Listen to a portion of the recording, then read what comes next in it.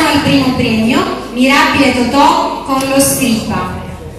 Allora, sono particolarmente commosso questa volta perché questa sindoce è stata una dei miei primi libri. Io ho scritto più di 100 libri, tra libri di poesia, libri di romanzi e così via. E quindi questo è il mio primo libro che io ho scritto con la casa, pubblicato con la casa editrice La Zisa. Ecco perché sono particolarmente emozionato. Allora, praticamente ho tirato fuori questa poesia.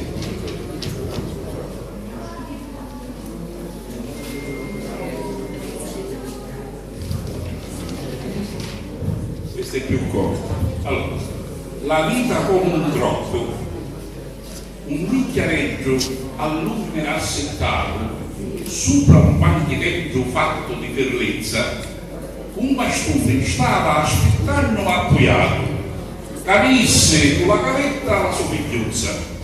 Stava sempre là, dalla mattina alla sera, e non daria che io aspettasse con la mia, all'ombra di durrame arco di via.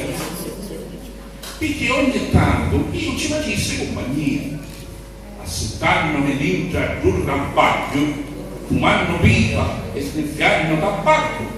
Mi parlava sempre e mi dava consigli, dicendomi che la vita è come un groppo, tante cose avesse a sopportare, ma arriva al punto che si stocca e cade.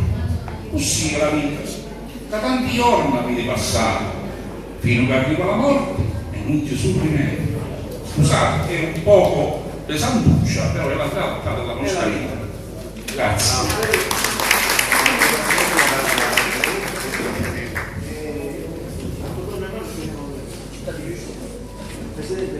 L'autore, nella sua raccolta di poesie in italiano e dialetto siciliano, tratteggia e racconta l'incessante dialogo con le sagome della realtà, in tutte le sue sfumature. I suoi versi rievocano riflessioni e sentimenti, si fondono in uno stile semplice, lineare e fluido, e si interrogano sui modi in cui il passato affolla la memoria e rimanda al presente.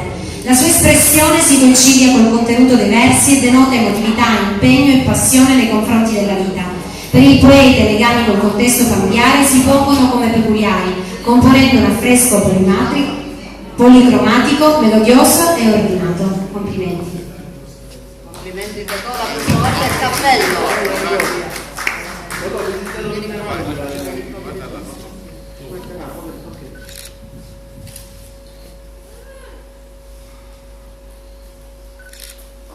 Siamo